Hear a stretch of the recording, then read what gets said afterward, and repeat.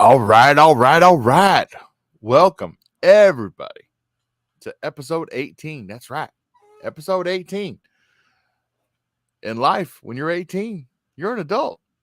So we're going to make this an adult show. There's going to be a bunch of effings this and effing that. And yeah, I'm just joking. Sheesh. Yeah, I'm glad to see everybody here. Episode 18.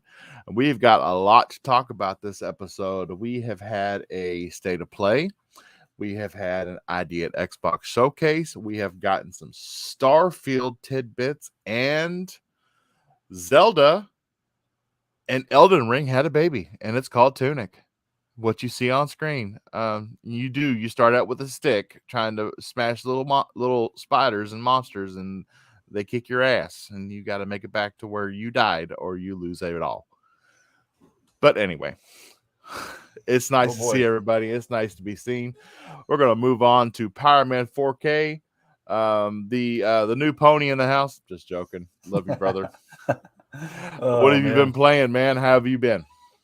Oh, well, this might not be the best intro to the Xbox show, but I've been playing a lot of Spider-Man Miles Morales, man. I played a lot of that and kind of going through and tinkering with the PlayStation and checking stuff out. But other than that, dude, I've been grinding my Destiny. What else? That's pretty much it, man. I've had kind of a busy week, like we talked about off air. So been kind of a crazy week. So I just had some time to play a little bit of Destiny and kind of tinker around with my newly acquired PlayStation 5. We keep it objective here on the XBL Party podcast. So can't talk about the gaming industry unless we're playing them. You know what I mean? So, but yeah, that's it, man. Other than that, let's get on these topics. Yeah. Bob's had a busy week too. Busy week. Slayer, busy week. Not so busy. Hopefully, it's been busy in gaming. What you been doing, brother? Oh man, it's been super busy on my end. And not in the good way, not in the gaming way, unfortunately. I played a little bit over the weekend. Since we do this every Thursday, so since last Thursday, I played a little bit over the weekend, but. Other than that, since Monday, today's actually the first time I'm gaming since Sunday. So, yeah. But either way, though, I did play quite a bit of Dying Light 2, and I played quite a bit of Kings of Amalur, continuing those games, trying to finish them off. I really wanted to try out Tunic, but I want to hold off until I don't have, so many games that I'm playing, because I don't, like I said before, I don't like to play too many games at once.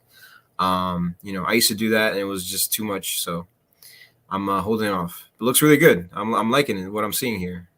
You just died, unfortunately, but yeah, I saw that. Yeah, that's the name of the game.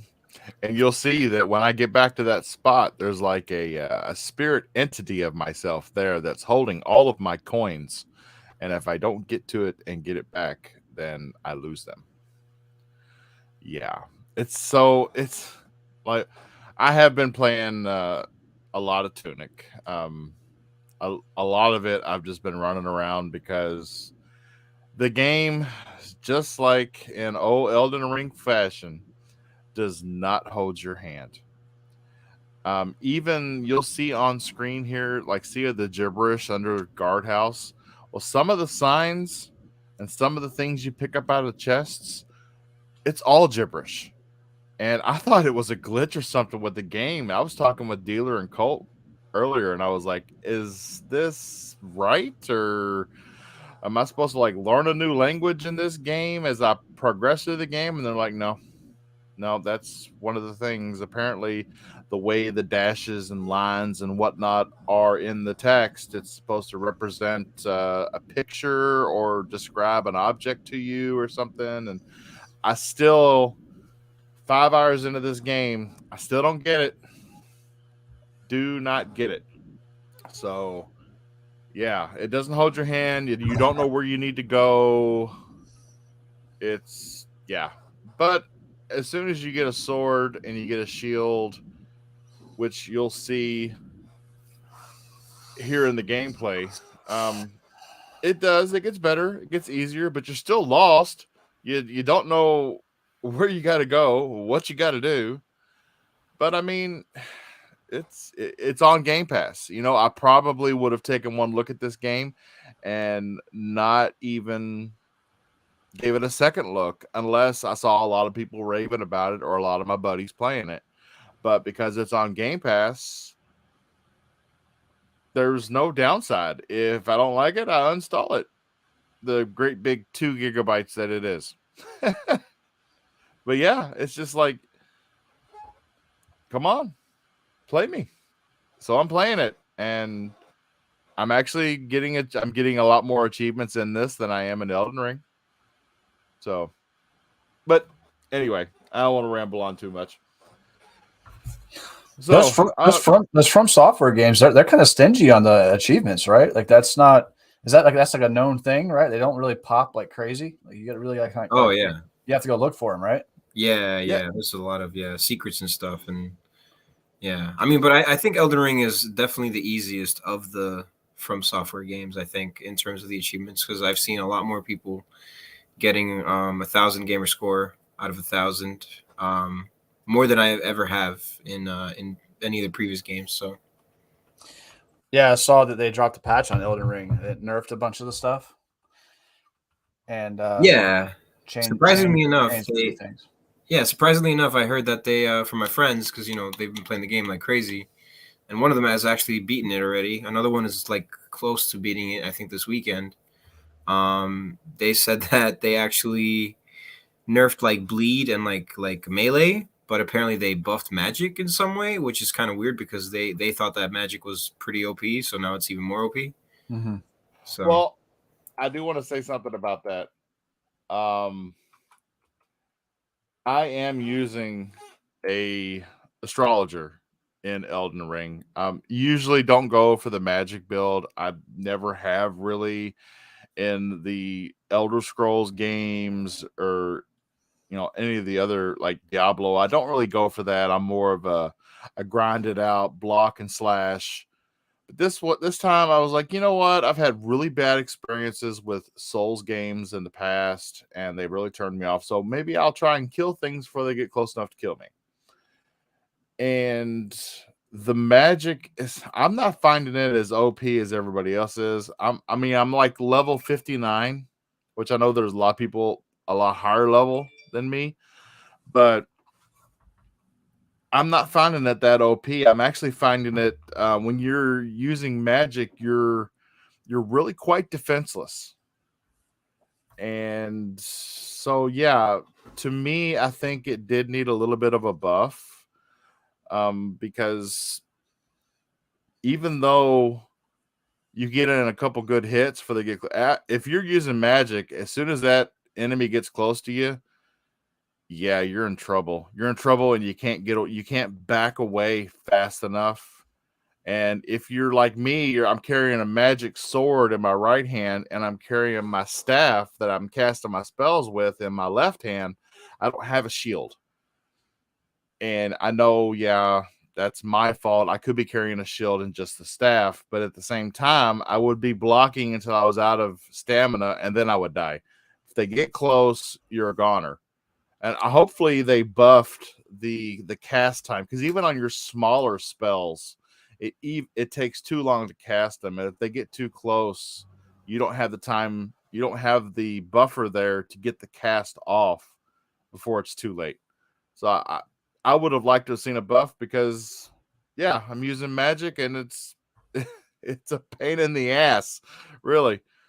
But other than that, I'd say leave everything the same, but just give them. I've been playing with Dealer Gaming, and he is using a shield and sword combo, and he's kicking ass. And he's not even level 100 yet. I think he's like level 90 something. He's kicking ass, and I get hit by a stray spell from an enemy, and I'm dead. Yeah, so yeah, it's weird because all the videos I see online are like these crazy OP magic builds. You know what I'm saying? That like are like wrecking the boss in like one spell or whatever's going on. You know what I mean? I don't really. I don't. There are some. These people are. Their levels are in the triple digits. Probably north of 120. And right now, I think I've got, oh goodness, I must have 15, 16 hours in. And I've just been doing a lot of grinding and rune farming. I've not really been doing too much progression as far as the story goes and fighting the bosses. I've been trying around, going around and trying to level myself up as much as possible. As a matter of fact, the first boss that I played with my brother-in-law, the first boss you come to in the game that is actually a boss. He was like, "Hey, what level are you?" And I told him what level I was, which at the time I think it was like 37. He's like, "Dude, you're so OP for this boss." And I'm like, "That's what I want. I want to be OP." You know, when earlier Souls games, whenever you had to die to get better to progress through the game, this one gives you the ability to run away and toughen yourself up as much as you want to go back and take out that boss as easily as you want. I love that. That's why this game has got me. If it was Dark Souls 1 through 3, I'd have said, nope, I'm not playing it. And so far, Tunic's not that bad. Yes, it does play like Elden Ring in the way that it doesn't hold your hand, and it's got a lot to do with exploration. You don't really know where you're going or what you're trying to do. But it's not as hard. I mean, for the first hour I played this game, I was walking around with a stick instead of a sword. And yeah, I died because I was just learning the mechanics of combat. And I think, am I using a sword right now, or am I still using that damn stick? I think I'm using the stick. Yeah, still stick. Yeah, I'm still using the stick. And see, I've learned the combat. I figured him out. He's gonna slash, and I need to get away. I'll hop over here, grab my coins real quick from my death spot. But as soon as you get the gear, it's fairly easy, and it really does play as easy as a Zelda game, I feel. Because as soon as you just start mashing your attack button, and it's got like a triple step combo where you slash left, slash right, then go in for stab. It's not that bad. But mechanically, as far as dying and having to get back to your point of death, yeah, it's Elden Ring through and through, and it's not holding your hand. But when don't be thrown away or scared away from this game, because everybody's saying it's Elden Ring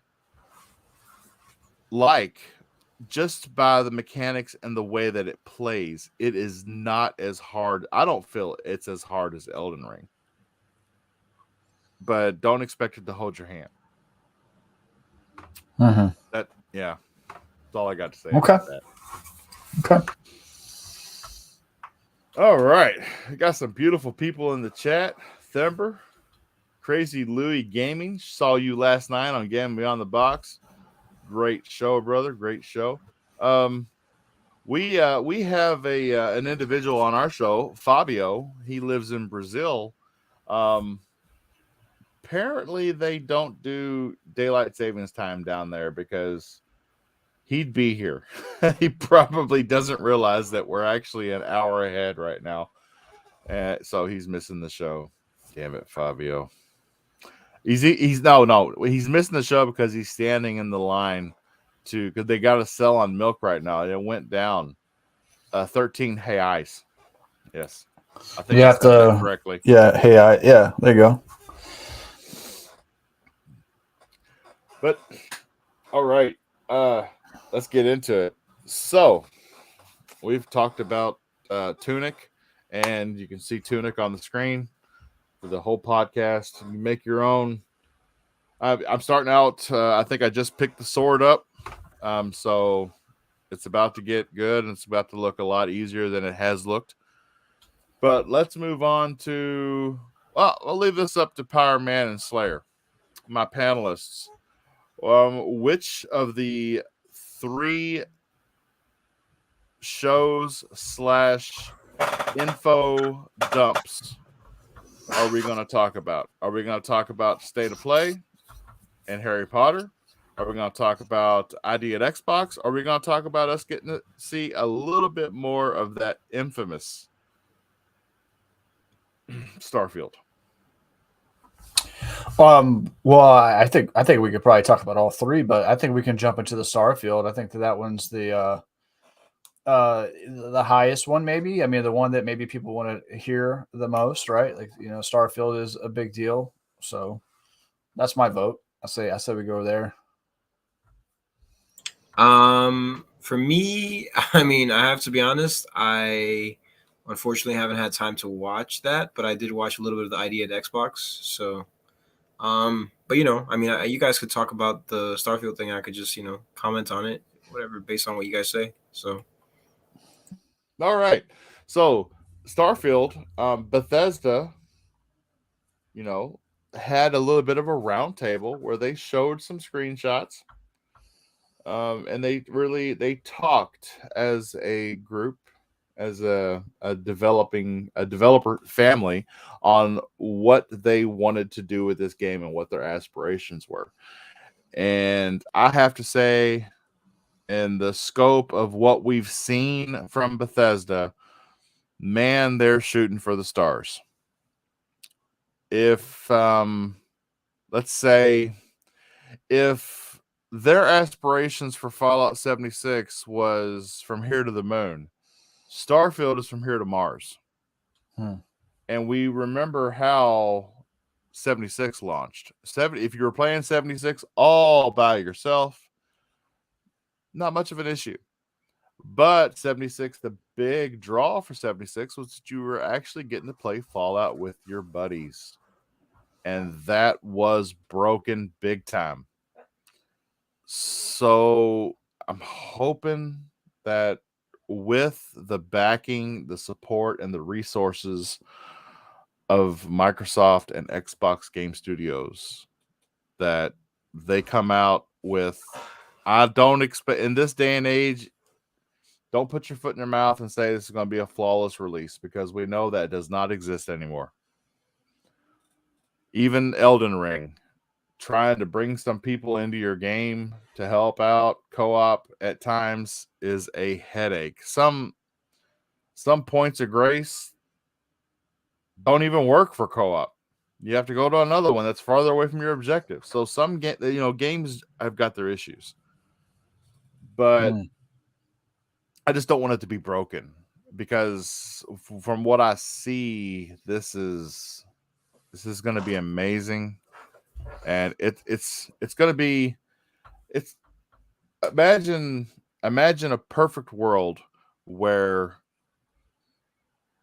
Skyrim and the good No Man's Sky were one game. Oh, and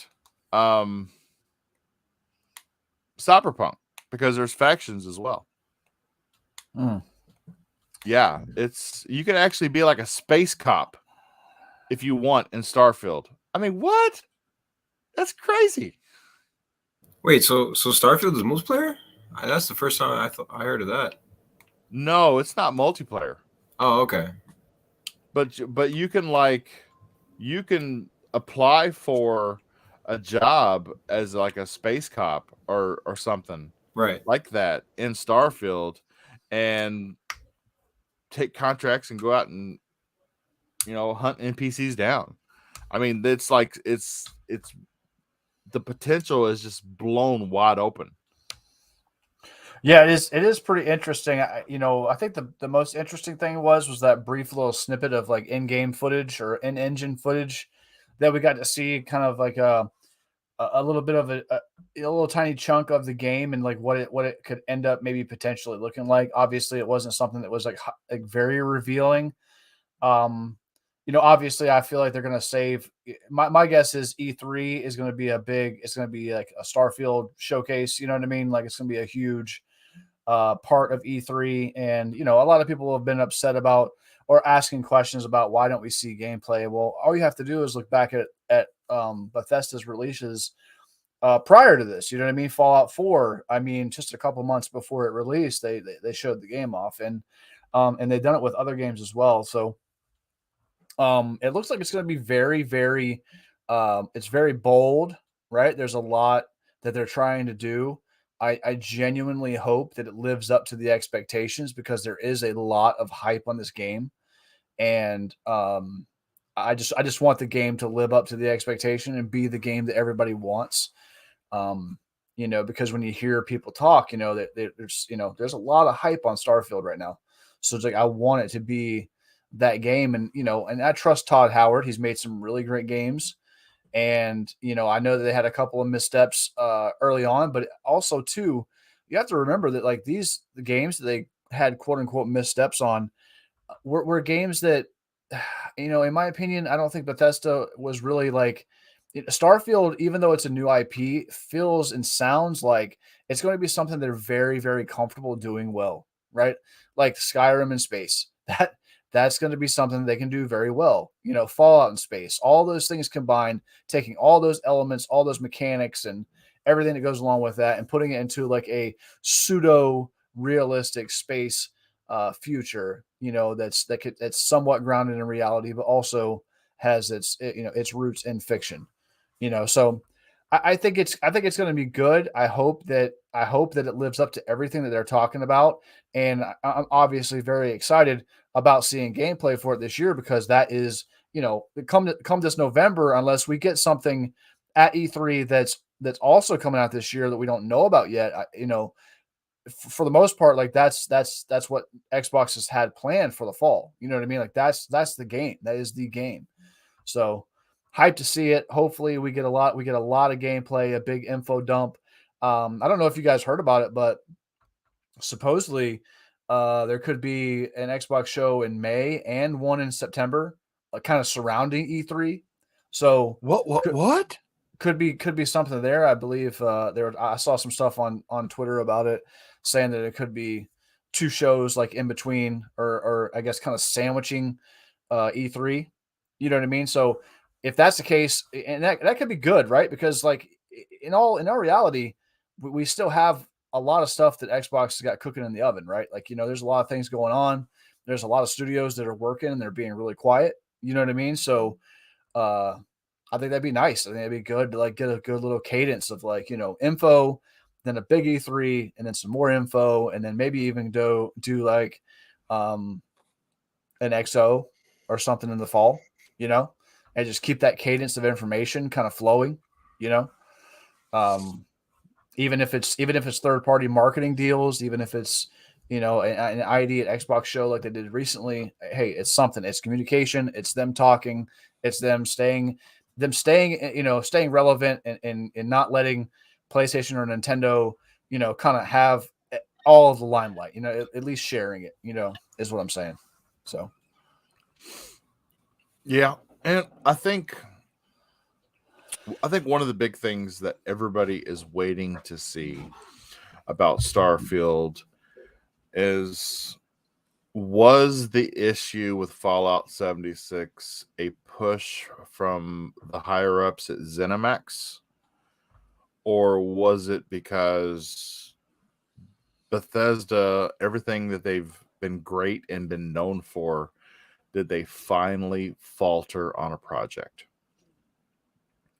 And we'll see. Well, if you think about Fallout 76, they didn't even announce Fallout 76.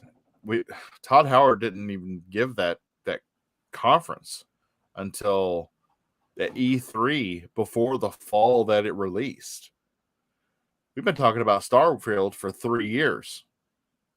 So it's put up or shut up. Is this going to be the Bethesda we all know and love?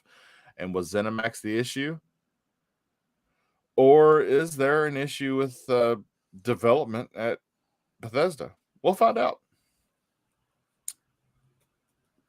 So, Slayer, any thoughts on Starfield? Are you going to play it? I mean, it's going to be on Game Pass, sir. You will not have to buy it. It'll be free. Oh yeah, I mean, I'm not. I don't know if I've said this on the show before. I may have said it like on the on the old show when we used to do it with Ash. But I'm not a huge fan of sci-fi, but I am a huge fan of Bethesda games. Like, Elder Scrolls is like one of my favorite series. I do enjoy Fallout, and I love VATS, but I've always been an Elder Scrolls fan. And it's kind of funny because like I actually had like my very first experience with Elder Scrolls was pretty bad. I was about, I want to say, 12 years old when my sister actually bought Morrowind for me for the OG Xbox, and I I never played it before. Never played any of the Elder Scrolls games. It was my first time, and I got killed by a slaughterfish in the beginning area. And for some reason, I couldn't figure it out. Like I just kept getting killed every time. Every time I like reloaded, I would just be like, "Yo, what is this thing? What's killing me?" Like I couldn't figure it out for some reason. And from that day, I was just like, you know what, man, this game sucks. Like I was like, this is bad. Like I can't even kill a freaking fish in the water. Like what is going on? So like I kind of gave up on it for a while, and then I decided to like transfer over. When Oblivion came out, I was like, all right, you know what? Let me give this game a shot. And then from that day, I've been a fan ever since. So yeah, it's definitely that's definitely one of my favorite series. But Starfield, yeah, I mean, I have played No Man's Sky. I do enjoy that game. It is a little bit too open ended for me, but I'm thinking, Starfield, since it is an RPG and it'll actually have like a course that you follow, I think that'll get me pretty excited about it. It already has. Like, I think that'll be pretty cool. I can't wait to see, how they make this game different from, let's say, like Mass Effect. Like how this game will stand out. I'm sure it will. It has, obviously, it's Bethesda and BioWare are very different studios. They have very different, tastes and methods. So, no, it sounds exciting, but I don't know too much about the game. I have to watch this video that you guys are talking about to get a little bit more. It's not a very big video, so okay. Yeah, you don't have to set aside a lot of time to get caught up on Starfield. Yeah, because I mean the only video I saw was the reveal at E3, which was pretty cool. But there's not much to go on from that. So, but yeah. Shout out to Boba Fett Gaming in the chat. Already running that Tunic gameplay. Nice. Well, I like to keep it fresh and put what's new on screen, brother. Thanks for joining us. Well, there was a big ID at Xbox show on Twitch, and we all know how the Twitch shows go. They put these people on camera that aren't qualified to talk about or comment on the games that are being shown, and they say some of the stupidest things. Honestly, I'd rather have a scripted E3 show. But apparently, we are getting a couple of gems. We're getting an action RPG called Flintlock. We're getting a Cursed to Golf game. It's a roguelike supernatural golf coming to PC and Switch. I will have to check that out. It's not coming to Xbox? No. It is. It may be later, but this year it is just going to be PC and Switch. What? It's crazy. Yeah, I know. I thought the show was called ID at Xbox. Yeah, I was just about to say that. Like, that's a strange thing to showcase on the ID at Xbox. Yeah. But, okay. Yeah. Yes. Wait. But Sorry, I missed that. What game? It is going to be called Cursed to Golf. It's going to be a roguelike supernatural golf game coming to PC and Switch. Oh yeah, I saw that. Oh wow, okay. Huh. I mean, I guess it's coming to Game Pass on the PC then, at least. Yeah. Okay. Yeah, apparently. Okay. Well, I mean, I guess that's why they included it, Oh yeah, I guess. Yeah, that's true. But the game that really caught my attention more than anything was Flintlock. It's going to be an action RPG. It's being made by the creators of Ashen. Hell yeah, that game looks cool. If you played Ashen, you know what I'm talking about. It is going to combine magic and spells with firearms. Hello, that is me. I mean, if I could fire a gun in Elden Ring right now while I'm swinging my wand, hell yeah, I'm ready. I mean, I'm hyped. I can't wait to see it. Flintlock, Curse to Golf. I don't know. There's another RPG that's available right now on the Xbox. It's not on Game Pass, but it also heavily revolves around guns. And it's made by Spider, I think. The guys who used to, I think they made the Risen games actually. Let me see if I can find it. I forget the name of it. Risen. God, that rings a bell. It's the old Risen is the old series for 360. Oh, yep. Okay, you just had to put it in the console family, and I got you. Yep. Yeah. But I forget what this new game. It's something. It's almost like it's like you're like a citizen of like London, and you go to you have to find the cure for this disease that is affecting all of London or whatever, whatever town you live in. It looks like London. I don't know if it's called London. And then you go to this island. You just set sail with a crew, and you've come across this island, and you just you basically have to scour the island for the cure and whatever. Let me see if I can find out what it's called. Why did it shrink, Deadpool? He's saying I'm swinging my wand, but it shrank listening to Bob's voice. What's the matter? You don't like this this deep southern? It's called Greedfall. Tone? Oh, Greedfall. Yeah, that's in Game Pass. Oh, it is? Okay. Well, yeah. That game, Greedfall. That game revolves heavily around firearms. So, okay.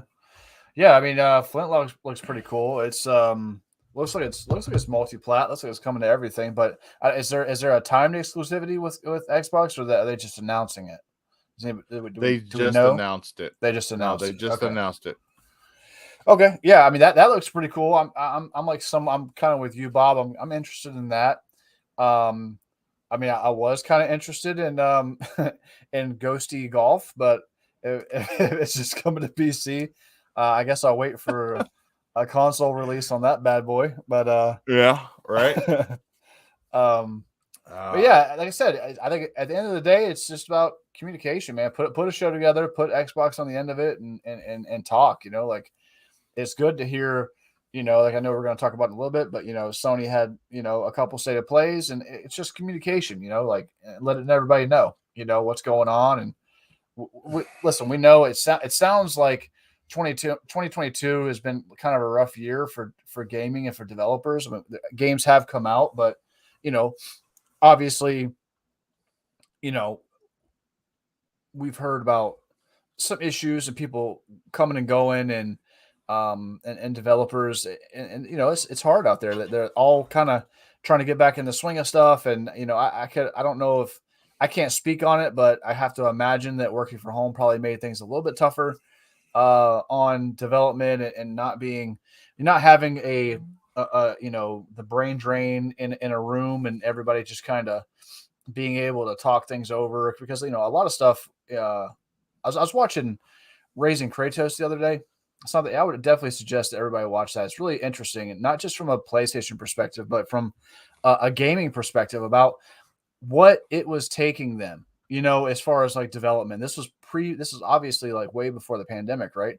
So they were talking about a lot of the time that goes into development of a game was concept, and just talking, and putting stuff together, and okay, we can do this, and then we can do that, and then we get that, and then they start doing voice acting and mocap, and then they just put it all together. You know what I mean? And it was just really interesting to hear about, really the last few months of the development is really when you start getting the game. You know what I mean? So people have to remember when they feel that it's a little light, or it's not as much as you would want it to be, to remember that a lot of that stuff that goes into it is being in a room with people and discussing and talking about these things, and something about that creates creativity. You know what I mean? Just something I wanted to talk about, as a reminder for people before all the doom and gloom of studios. The initiative is falling. The initiative is no more. The initiative.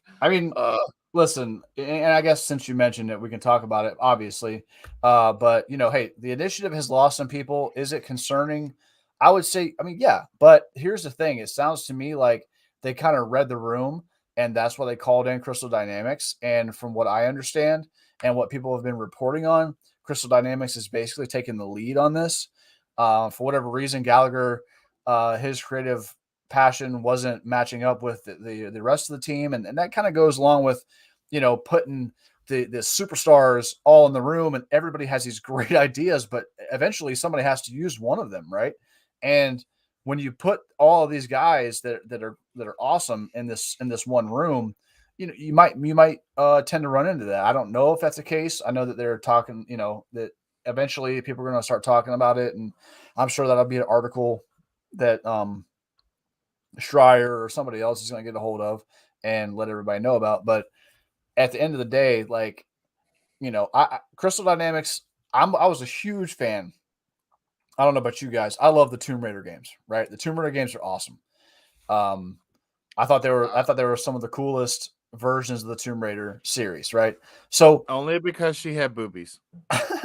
well, no, I mean, she was like, it was just raw. It was rough, and it showed Laura like kind of coming of age, and it was just a great. I remember that game came out on 360. And I was Yeah. just like, dude, this game is awesome, dude. You know what I mean? And I loved Rise of the Tomb Raider. It was one of my favorite Tomb Raider games of all time yeah, because it showed that coming up of Laura Croft. It was spectacular. yeah, like she was becoming Laura. You know what I mean? Similar to like, it reminded me of like Batman almost. You know what I'm saying? Like, how all the rough areas and learning and kind of becoming that hero that we know, which is Laura. You know what I'm saying? So I thought that was really cool, and I trust Crystal Dynamics to put out a good game, and hopefully, everything comes together. I've heard of, I mean, think about this. Another thing to remember, look, if you go back to that same thing I was talking about with raising Kratos, Shuhei Yoshida threw that game back at them and said it was terrible. Right? The first Yep. the first concept game they put for God of War, arguably one of the best games of all time, got basically scoffed at by Shuhei. And later on in that interview, Yoshida even said that it was awful. And that's not the kind of guy that says things are awful. If you listen to Yoshida, man, he's he's a nice guy. I know what I'm saying. So I feel like for him to come out like with that must have meant some real issues. So it just goes to show you that, like, we pay attention to all the insiders and everybody that's hearing rumors and grumblings and shit like that. And all they're going to do is they're going to take that and they're going to run with it. All X person left the initiative. All X person's leaving here. All these people are leaving 343, whatever. Right. Not obviously not reporting on all the people that leave Sony Studios and went to the initiative, and all the people who left Sony Studios are now working for Xbox. They're not talking about the potential for Corey Balrog to end up at Xbox Studios. They're not talking about all these things, right? They're talking about these, obviously this stuff in like a one-dimensional scope. So I would just say that if you're paying attention to this stuff, obviously I think it's something to pay attention to, and hopefully Xbox was able to see the room and get ahead of it, and carry on. I'm just glad from a gaming perspective that Perfect Dark wasn't just like, scrubbed, or, oh, well, the initiative's not going to be heading it. Then okay, I'm glad. I'm glad they said, let's go get Crystal Dynamics, let's partner up with them, and let's make this game. Yeah, I agree. And Dreadpool in the chat brought up a really good point. The initiative is what I call a think tank. They did take some of the greatest minds in the development community and put them in the initiative. And it does trouble me a little bit because Perfect Dark, a loved franchise from the past, was going to be their coming out party, and I hope that it's not in peril. I really do, because if it is, then Dreadpool said it correctly. They are just going to be a think tank because you've taken all the best minds and put them in a room. But if they don't produce anything, then what are they doing other than thinking of concepts?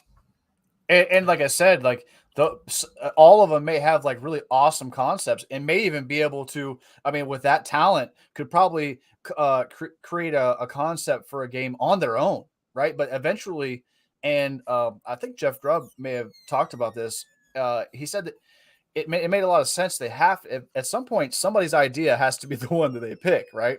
So that if you've got a lot of guys that are really good and they don't pick their idea, okay, well maybe they want to go and find somewhere else they can go create that idea or create that, what I'm saying, that version of their game or something that they want to do, and that's perfectly fine. I think that this might be the best thing that could have happened, in my opinion. You know what I mean? I think that it's a good look. I'm not looking at this from a negative view, Yeah, of course.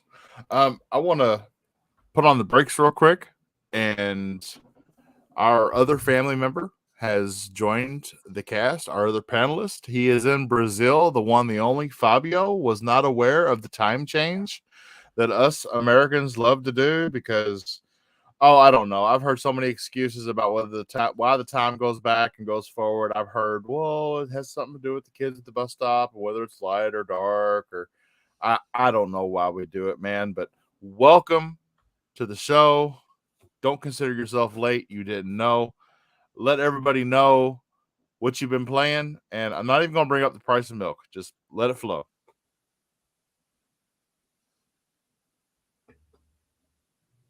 Fabio, are you there? Maybe he did go get some milk. Is it working? There we go. Yeah, it's. I thought you got mad at me over the milk comment and just threw He's your like, microphone. he's like, I've had enough. I'm out of here. I'm tired of you guys. There we go. I always knew this wasn't going to work out. So yeah, glad to be here as always. So sorry for being late. I seriously was just so used to with the other time, and I was like, okay, 11 p.m. here in Brazil. It's all good to me. And then I see like, Fabio, where are you? We are recording, and I'm like, okay, what's going on? And then I see on YouTube, XBL Party Podcast USA is live right now. Okay, for how long? 38 minutes, and I'm like, shit. Well, fuck it. And then here I am, glad to be here. Always good, better late than never. And I've been playing just not much. I played a tiny bit of the new Halo Infinite events, and just a tiny bit as well of NBA 2K22. Ooh, So far, really? yeah, NBA? You? NBA, yeah. Yeah, I'm Oh. shocked too. I'm like, what? Wait a minute, huh? Guys, I'm impressed. Guys, I'm sorry. I enjoy American football. I enjoy baseball. I enjoy basketball, and I do enjoy rugby. So yeah. No, you I heard the enjoy, new. I heard the new WWE game is really good. No, I mean, Yeah, I was eyeballing that. I'm not gonna lie. I was definitely eyeballing WWE 2K22. Fabio, No. do you keep up with the NCAA tournament? Because that was just a huge upset. what I mean? Sorry. Wait a second. Are you guys talking about WWE? I talking about NBA.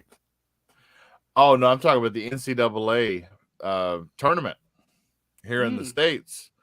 Number 15 St. Peter's just beat number 2 seed Kentucky. Mm-hmm. I Yes. didn't know about that. Okay. That's crazy. But anyway. Well, less crazy than the draft picks that we are having with the football teams right now. And Tom Brady is a liar, such a liar. Oh, it's good. It's good for the GOAT to be back, guys. That's all I'm gonna say. No, like Gosh. I wanna know like what kind of retirement is this that lasts for 2 months? Like I think it's okay. I think it's amazing. Like I'm going to retire till the scouting period starts. So like, you guys want to know something crazy? Real quick, Bob. So the guy, go ahead. The guy. Okay, so Tom Brady's quote unquote last touchdown football sold for $518,000. Right. That's what somebody out there paid for Tom Brady's supposed last touchdown football. And then he's coming back.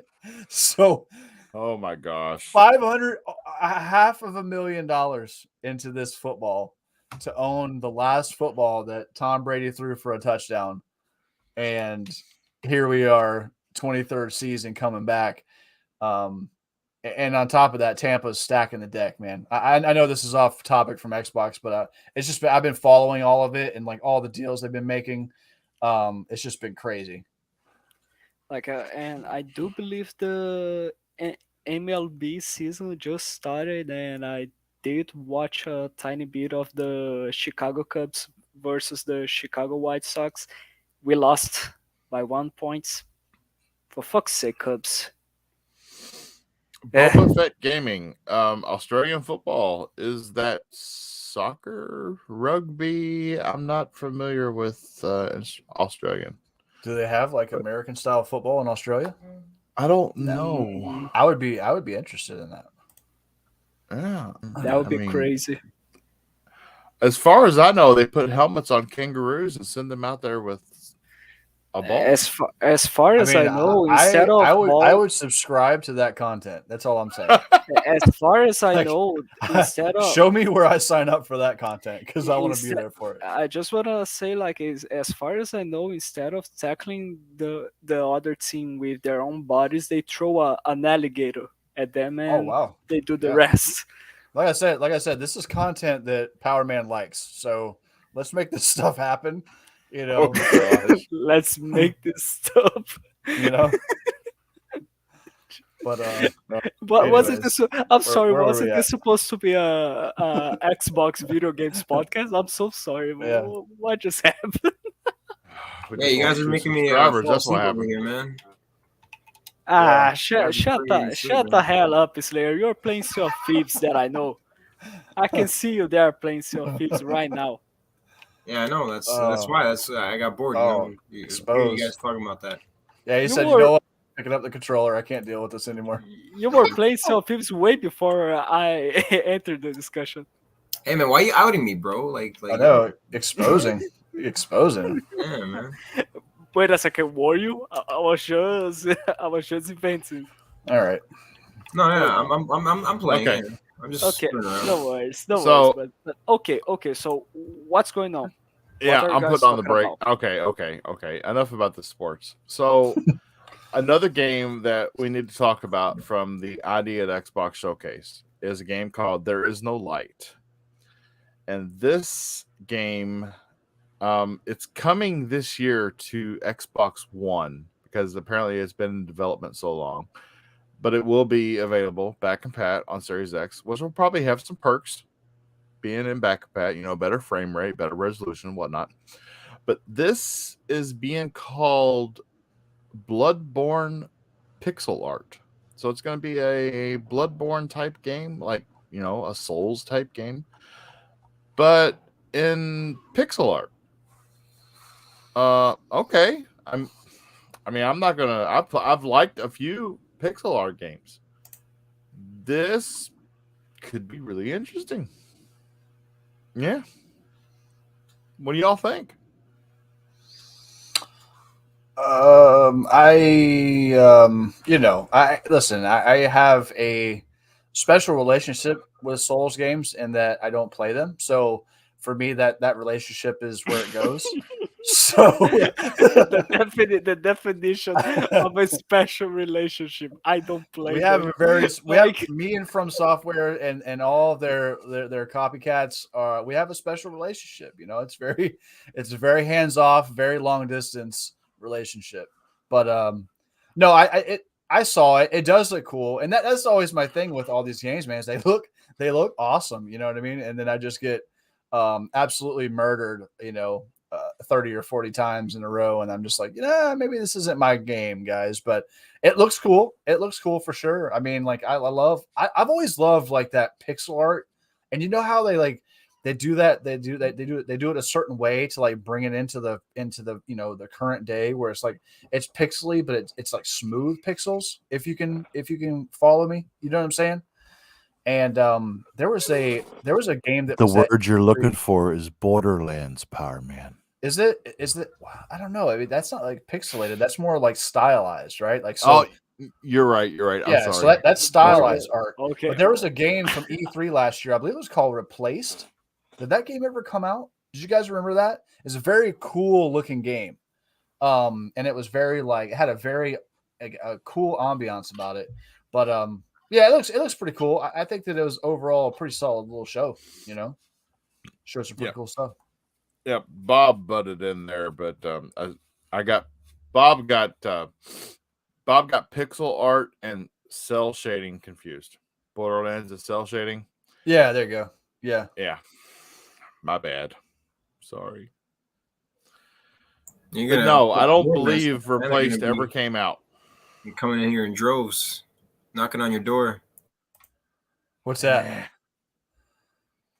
Nah, I said that he upset the Borderlands fans. They're gonna be coming in here in droves, knocking Oh on your yeah, door. yeah. We gotta Hey, watch out for those guys. I got Tiny Tina's Wonderland pre-ordered. you Okay, and, I'm a Oh yeah, paying I'm customer. I'm day one and, on that. By the way, I'm and day you one. call yourself a gamer.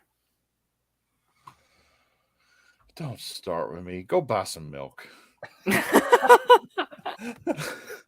Stand in line for I have what is it, 17 hey eyes or whatever? I don't know.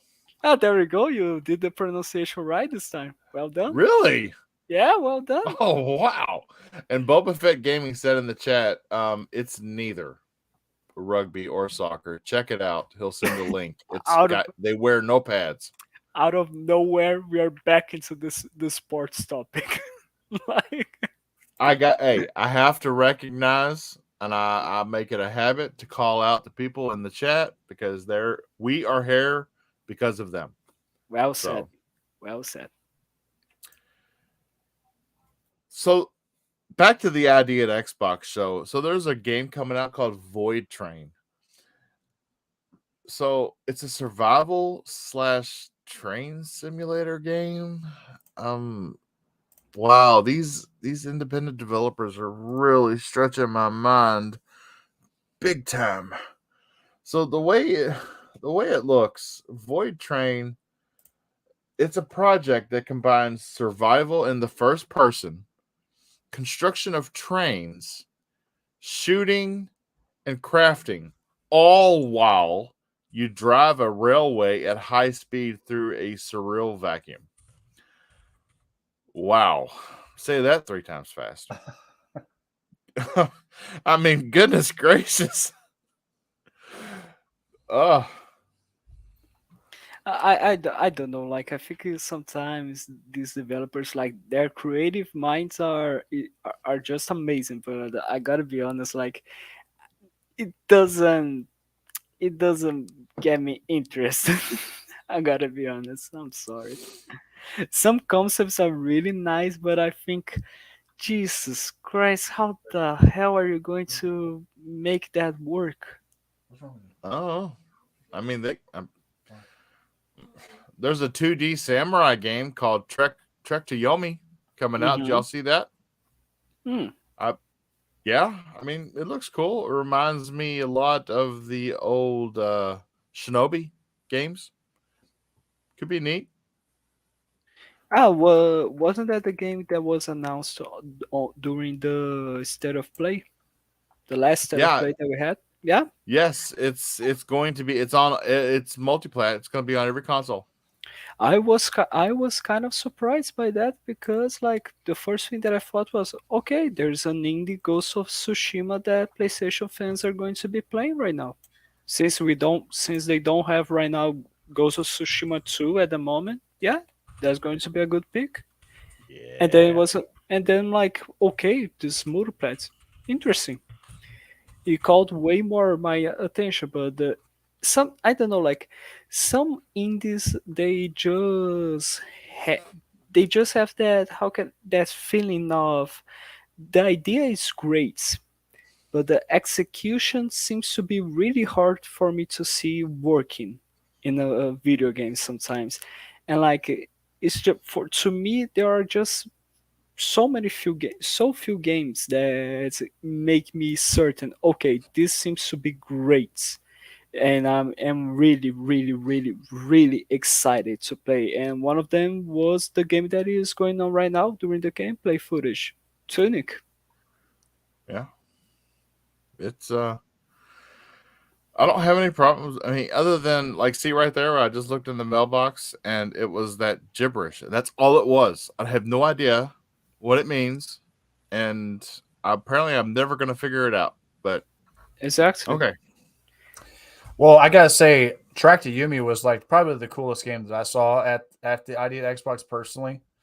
I really love like samurai, feudal Japan, that whole like I used to love kung fu movies when I was a kid. That so like all anything that plays like that, I'm all about it. So I think that game looks awesome. Definitely gonna be getting that one. yeah, it puts you in the shoes of a samurai that's facing hordes of enemies that lie in wait for him on both sides. Mm-hmm. So I Mm. mean, eh, I mean, it could. It's gonna bring me back. It really is. As soon as I start playing it, I'm gonna start thinking about my childhood and the games that I used to play on Nintendo and Genesis. Totally. Any chance of that game being like a roguelike or something like that? Yeah. God, I hope not. Are you tired of roguelike games? Yeah, man. I don't know. I don't know. I mean, like, man, I know people like them and stuff, but I just, I just like to progress, man. You know what I mean? Like, I like to play it in the classic way. I know that people love them, and I get it, but yeah, I definitely hope this is not a roguelite. Hmm. I gotta be honest. I am tired of roguelikes as well. I'm tired of both roguelikes and battle royale. Like those types of games. Yeah, It's okay. yeah. Yeah. I think we could give both of those genres a rest for a while, and I'd be totally okay with that. Mhm. Mhm. Well said. But also too, what we got Warzone 2 on the way. We have and we haven't even talked about this, but we saw a little bit of footage from Halo potentially doing their own style of not necessarily battle royale, but like Mm. the Halo 5 mode. I can't remember, was it Warzone? Was Warzone. Yep. Warzone, right? There's It going to be was. some type of variation, Well, it's such a bad shame that at the moment Halo should, instead of just thinking about making this, making a battle royale mode, they should be focusing on on improving what makes Halo great. Because Jesus fucking Christ, I don't know what's going on with 343. I know they are capable. I know they have the talent, but holy Jesus, like who is managing the Yeah. development? And What I've are and they listen, doing? Fabio, I'm glad you said that, man. I've said this for a while, and I've caught a lot of flack about it. It's like I've never once thought that 343 had a talent problem. I think they've had a management problem. Right? There is a problem with somewhere in that studio that needs to be managed properly, and um, for whatever reason, that it's just not. They're kind of missing the mark. You know what I mean? And they're not. They're allowing this. See, the thing about is if you commit to a live service game, right? Take Destiny 2 for instance, right? The first Destiny launched uh dry, I would say light on content, but they didn't give up. They constantly updated it. Now they have like full blown like the Witch Queen DLC is pretty much like what other games would offer like total. If you go through all of the things that you get and you go to attain and the new areas and all that kind of stuff, Halo needs that cadence. You know what I mean? Yeah. And it needs that. And I would argue, and I know we just talked about battle royales, but we have to remember, guys, we are the hardcore, right? The casuals run the gaming market. And what is the casual going to be interested in when it comes to Halo? A battle royale. You know what I'm saying? So Yeah. that would have been Mm, an easy win. Easy. but 100%. here's the thing: the battle royale is a good thing for Halo because it is a new mode. Is going to have new things. It is more content, and that's always good. But I do disagree that, like, okay, it's a fact. what leads the gaming industry are the casual players. Okay, but what leads Halo to its success are the hardcore players. Otherwise, Halo 5 would be the biggest success ever made. Right. You can be sure of that. And like when Halo Infinite had the tech preview, it had a lot of success not because of the casuals, but because the hardcore players, when they first played Halo Infinite, they felt, oh my god, this feels like Halo.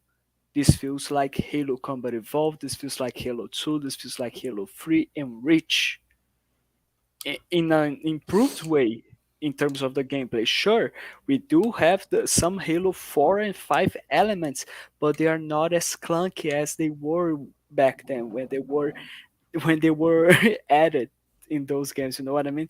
And the essence of what made Halo be Halo was there, and the hardcore fans spread the word, and it made the huge success that it was at release. We had Mhm. 20 million players, and like, here's the thing: when you have a game that you say this is going to be the game that we're going to keep improving for the next 10 years. Like, remember, we are talking about 10 years of no mainline game of the Halo franchise, because they are going to focus development on Halo Infinite.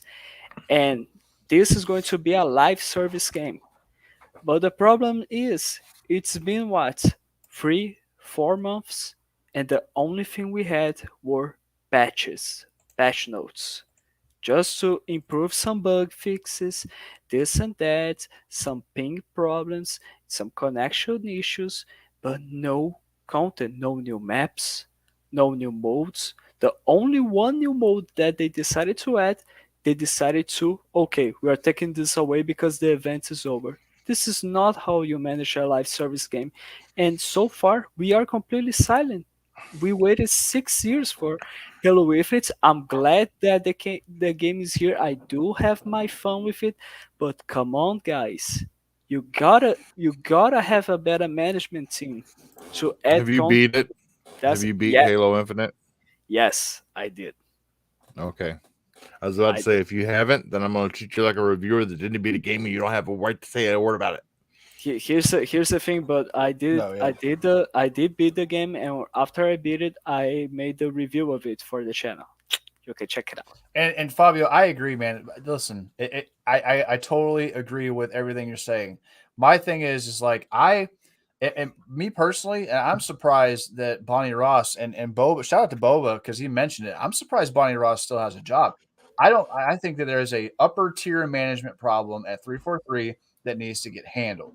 Obviously, Mhm. they were not prepared for the content that needed to be consistently dropped in order to keep Halo um, relevant, right? Like we all know and Fresh.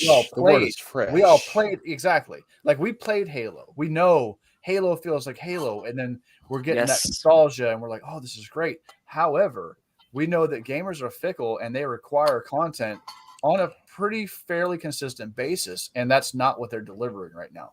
And I think Yeah. that would be something that they're going to have to address later on. Now, at any point, we could be saying this and we could be talking about this, and they can dump something on Twitter tomorrow or Monday or whenever Mhm. with a new DLC, with new story, with new maps, and everybody's going to be happy, and the hype train will be all aboard once again. But my issue would be, can we maintain that? Can we keep that cadence going Exactly. to keep Halo like in the talk? You know what I mean? And competing against other live service games that are maybe putting out content at a higher cadence than they are. You know what I'm saying?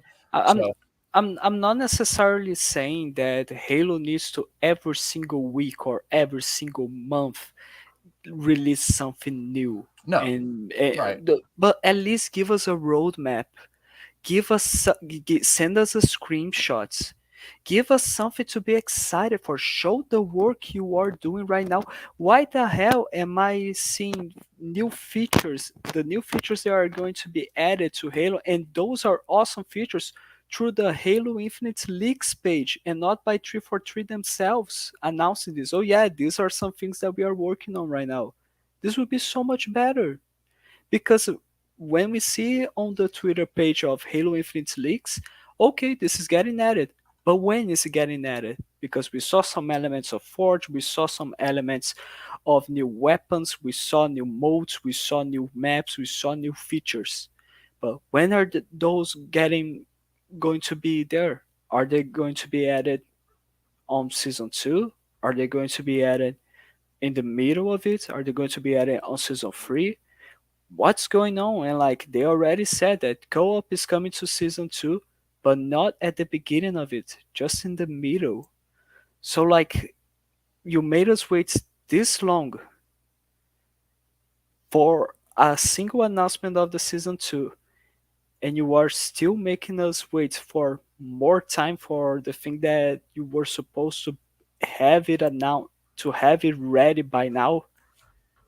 I mean, this is just really strange because is this the price we have to pay for having Halo multiplayer being free to play? I'm not saying get this. I'm not saying that Halo Infinite is a bad game. Not at all. I do love Halo Infinite. Like I can't stop playing. Sometimes I give it a rest because god damn it, sometimes you get tired of playing the same things over and over, but I still keep on playing it. But like God, just give us something to be excited, something new. Simple as that. Just a post. Instead of saying we are going to have to make you wait a little more. You know what I mean? I do feel your pain, Fabio. I mean, because we are over 4 months after release, and all the all the maps that are banked in the Halo vault, and they haven't added a single one of them. What the hell? I would be happy with Thank just you. a new map. Bring back Blood Gulch, Or just please. or just an announcement of a new map throughout the season 1. You just say like, okay, this is going to be released on season 2, but throughout the season 1 show us, oh yeah, this is going to be added and this and that and this. Like god damn it. Yeah, so true. Slayer, Right. any comments on that? Slayer, you there? You Wake up, there? Slayer. I'm here. I'm here. Sorry. I was Join just listening to our you guys. You guys had a join lot our to do join our Halo rant, please. Where is Ash when you need him? say. Like he's the best person to to Oh talk yeah, about. he knows how to rant about anything, man. Yeah, Raddles as well, especially Raddles. Yeah, Jesus. yeah. I mean, I'm still waiting for the co-op. That's all I'm gonna say. I still haven't touched the campaign because of that. I'm not gonna, because as good as the co-op, I mean, as good as the campaign is, and I've heard it from a couple people, I just don't.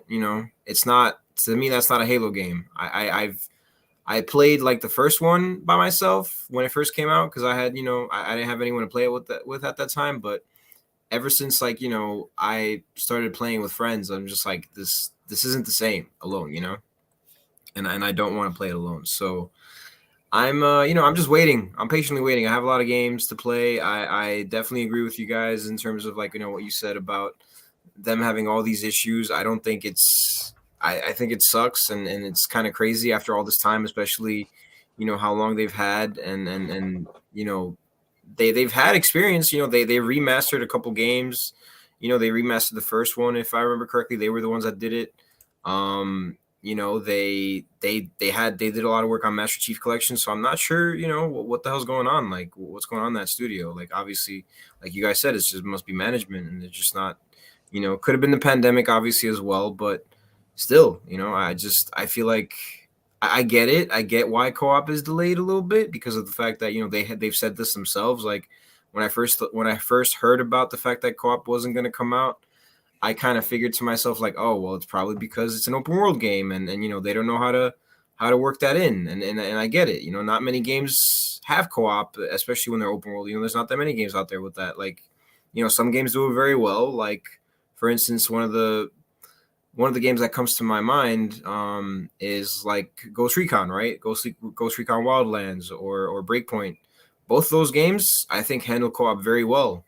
If I remember correctly, you could pretty much be at any point in the map, and your friends could be on the complete other side of you, on the other side of the map of you, and you guys are just playing. And I mean, as much as obviously that kind of defeats the whole purpose of co-op, right? But still, like I don't, I get it, but it sucks, and I can't wait to actually for the co-op. That's when I'm actually gonna pick up the game again, because I'm not, I've had my fill of multiplayer for now. I'm good. I prefer single player games anyway, like co-op games. I mean, campaign games. So I'm just waiting for that. So Honestly.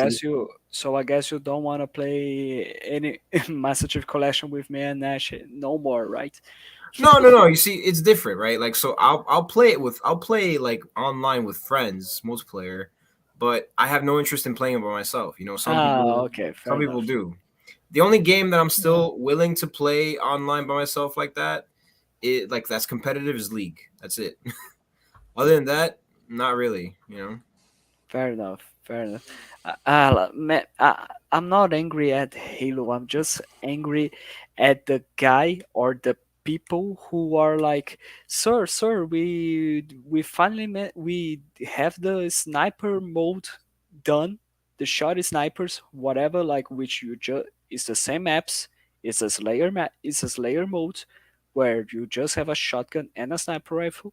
We have that mode ready. We just need to flip the switch and it's on the game. Shall we do it? And then he says, no, wait till season 3. Like, how long does it take for you to make a sniper rifle mode? Just give me that. Or any other mode, King of the Hill, like like we learned from the mistakes that we made with Halo Master Chief Collection, Halo 4 and Halo 5. It doesn't seem to be that way because before the release of Halo Infinite, they were being transparent. I trusted 343. I believed in them. And they did deliver a great game, so it was worth the wait. But right now, it's all silent. It seems that no one is working there because no one answers anything from feedback. We All right. only Yeah, it seems very quiet, right? yeah, okay, we can kill the Halo topic right now New and go. topic. New Yeah, topic. yeah, no worries. Did any of you watch the Quarry announced trailer today? Hell yeah, that looks awesome. OMG. If you all I gotta say is wow. It gave me a feeling like it gave me a feeling it was like People Under the Stairs and Friday the 13th mixed together with David Arquette, the guy from Scary Movie who played the cop. Come on, what was his name? Wasn't it like something like Doofy or something like that? Some stupid Yes. Doofy, Duffy, something like that. I gotta be honest, I have no idea on which trailer is that. Oh, The Quarry. It's oh my goodness. I was really amazed by like the facial capture. It was really good. It looks Yes, it super was. realistic.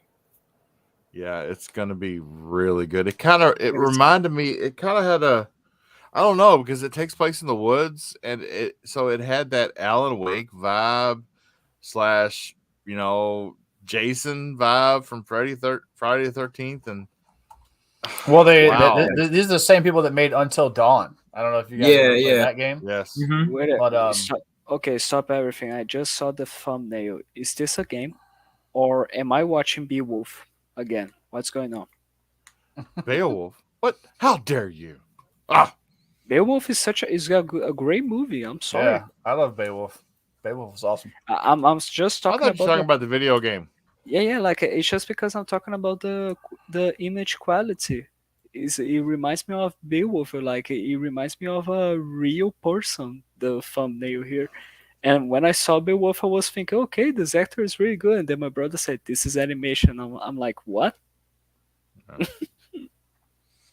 That's gonna be cool. It's gonna be cool. Awesome. But look, we're running long on the tooth here, and I need to get into our last topic. So, Harry Potter. Let's go. Yes, it was shown at State of Play because Sony has the publishing right or the Marketing. shoot. Marketing. Yes, they have the marketing rights. But it's going to be on every console, or at least the two big ones. And can I just say, wow, if you've ever watched the Harry Potter movies and thought about, well, they didn't go deep enough into the actual houses of Slytherin or Hufflepuff. They didn't go far enough into the house. They just kind of touched on it, and yeah, you saw the people that were in it and whatnot. And if you ever thought that you would like to know more about the intricacies of Harry Potter that the movies didn't touch on as much as you thought they would, you've got to play this game. You really do, because it does. It lets you basically take the role of a student at Hogwarts, and you get to delve as deep as you want into any facet of Hogwarts or the magic community. You could go anywhere in the universe of Harry Potter on a whim and experience what you don't think the movies gave you enough of. And I gotta say, earlier I tweeted that I do love the movies. I didn't really grow up with them, and I was already an adult when the first Harry Potter came out. But I did. I got attached to them because I mean, let's be honest. How rare is it to see a 7-movie series, and the only time they change an actor or an actress is they changed Dumbledore because that person passed away. That's why they changed Dumbledore's actor. Everybody else was there for the long haul. Maybe they were signed for it, but I found that very respectable in today's day and age where we can't even have the same Batman for 2 movies. So, but yeah, I do like the movies, and I like the universe, the Fantastic Beasts, Harry Potter. I love that universe. I like the movies. And earlier I tweeted that I had no. Okay, so he died. So who wants to continue what he was talking about? Oh boy. Oh, okay. Well, I didn't expect that. Oh my Yeah, I thought God. he just got muted or something. That was Yeah, me kinda... too. I was like, oh, there's a little hiccup there. And it's just gone. What Like, just, oh boy. what just happened? Like, We see it as it happens, people. Oh, Bob's back. There you go. He's back. oh my God. Bob, you there? That was such a Yeah, I'm perfect here. timing. For one moment, okay. Hey, we Mason, found- hey, all those I don't- ponies, they got mad. They just fucking DDoSed you for saying, I telling wasn't everybody even to come talking to Xbox. about. I wasn't How even dare talking you? about. How dare you That's- talk good things about Harry Potter? That's the internet that Bob Those- lives with, and he's been just got assured that it'll Kadabra. be fixed next week. Those are the Lord of the Rings fans. You say that every week, Bob. Sorry, but it's the truth. But anyway, Huh. I'm just messing.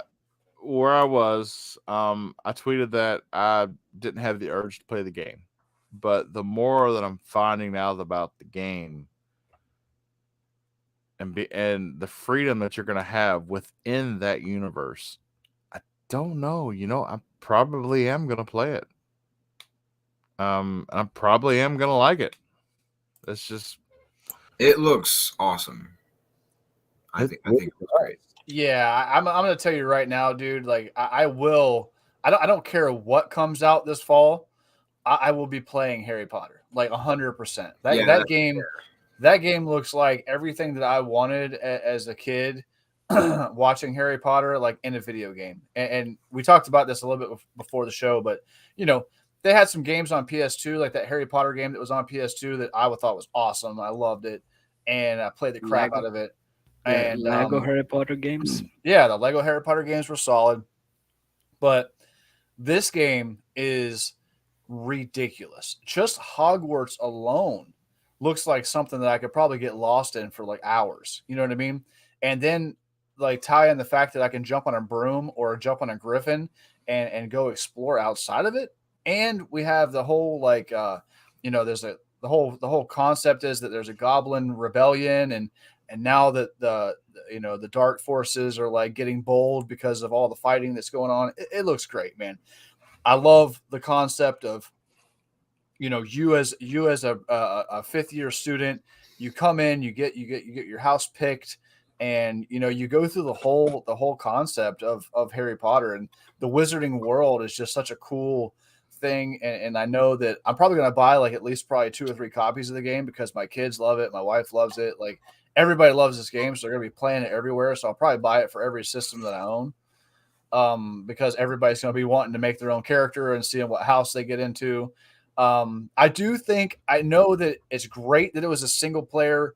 It's a single player focus. There's no microtransactions and all that kind of stuff.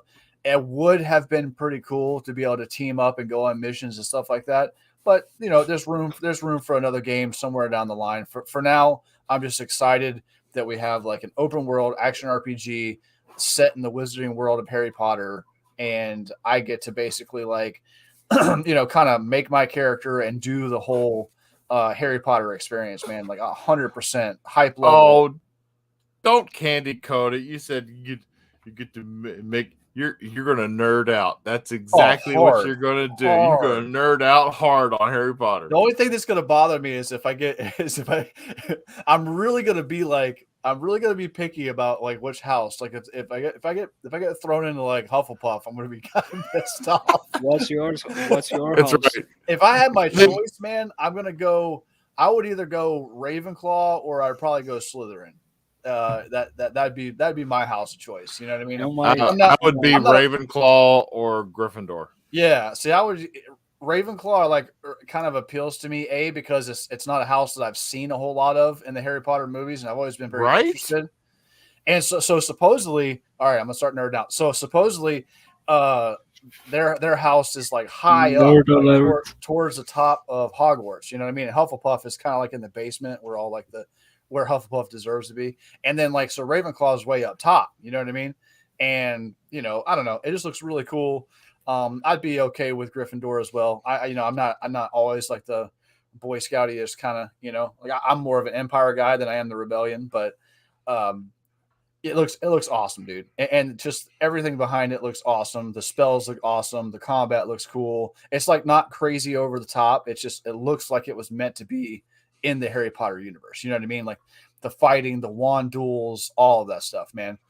But like I said, Boba Fett coming in here with the clutch, man. I'm telling you, I think that co-op would have been cool. At least 2-player, right? Like if you could go at least with you and a buddy, it wouldn't have to be anything crazy. Just maybe even like a summoning type thing, like Elden Ring does, right? Where you can cast a spell on the ground, and if that other person's at that same place or something, you guys can kind of jump into each other's game. How cool would that have been?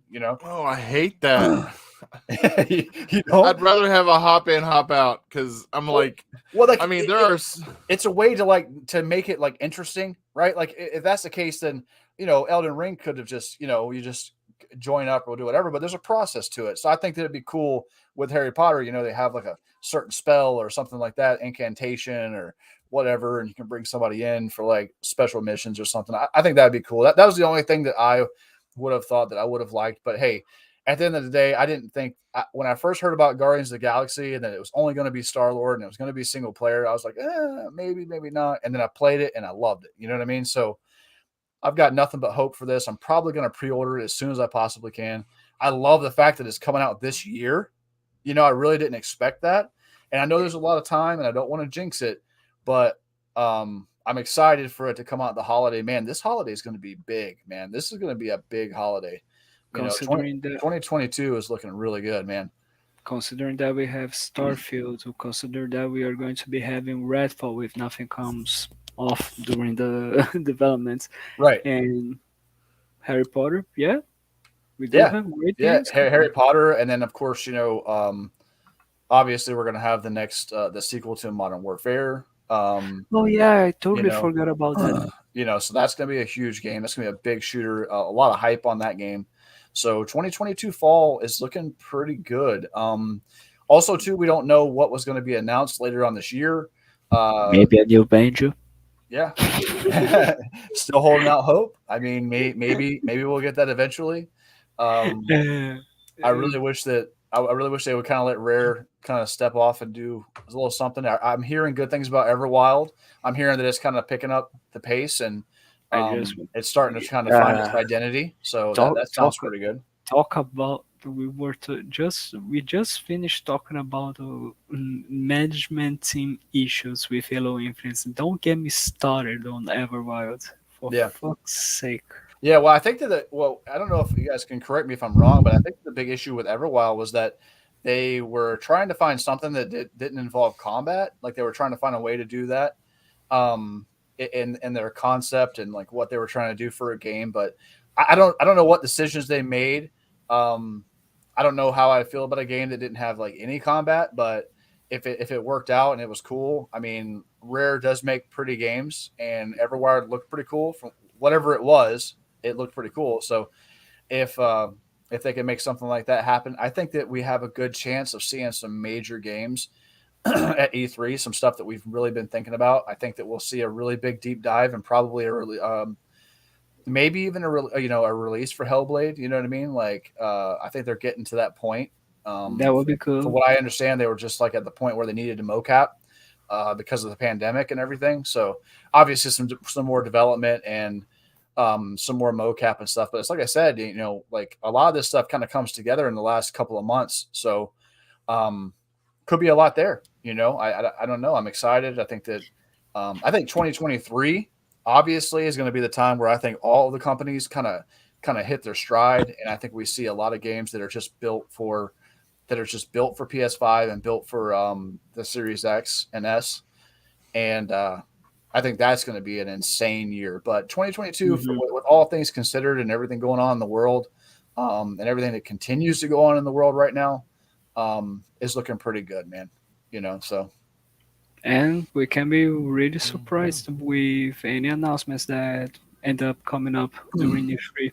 Yeah, and like I said, like there's rumors of multiple shows, and I don't think that either company, Sony or Microsoft, is going to be silent. But from now until the holidays, because it's gonna heat up. There's going to be more stuff to be announced. There's going to be more games to be talked about, and we as gamers just kind of get to sit back and enjoy that stuff. You know what I mean? Like, all console warring aside, like, it's just good to be gaming in 2022 on these new systems, man. I'm loving it. Sure. Anybody know anything about Thibber's comment here? 007 news, a new trademark suggests a remaster is coming. Yeah, I did hear about it, but I did hear about a data mine leak showing some 007 achievements. That would be huge. But, that would be huge. Yeah, that would be. That was like a while back, though. It was. It was a while back, and they there was a new thing. There was an achievement list. There was something like referring to the what is the term ESPR rating or something like that. Oh, ESRB rating. So sorry, ESRB. So sorry about that. Yeah. But like, there was something related to that. I don't know what it was, but like, it was just making people way more excited for a remaster of GoldenEye, and like, this would be really huge because But I would say this: I definitely would not want just an up-resed. I don't want them to pull a Nintendo. If you're gonna redo GoldenEye, I'm talking like I want you to build that thing from the ground up. Like, make it GoldenEye, but make it GoldenEye for the Series X in 2022. You know what I'm saying? Like, the old school game, and maybe have a mode where you can play it like that. But like, I would love a full blown crazy graphics, shooter that was just like that with all the multiplayer options, kind of put into one. And even the story too. I mean, just give it all to me. I played so much GoldenEye when I was a kid. Like, Like, I mean, I agree with that, but I do think that it would be totally okay and totally fine if they just, okay, we are going to make it's actually the same game, but now updated for the Xbox, just like Quake was, Mm. because like it's not a brand new version of updated ultra mega blaster graphics and top notch stuff. No, it was just exactly the same game with the same controls, with the same graphics, but now on the Xbox, because and it was really fun. And like I think GoldenEye would be the same thing, especially because we've been waiting for a long time for this, especially. Yeah. And like it's different from but for like if some of you would probably make an example like how can you be okay if they don't make uh, a full rebuild of GoldenEye? I- How would you feel? How would you feel then if they ended up okay? We are releasing a new Banjo Kazooie, but with the same graphics and the same stuff, exactly like the Nintendo 64. They won't because we already have their version available for for the Xbox. We do have this Nintendo 64 version of Banjo-Kazooie, and it was released on the 360. So if they end up bringing and conquer the same thing, we do have the Nintendo 64 version, and we have the original Xbox version.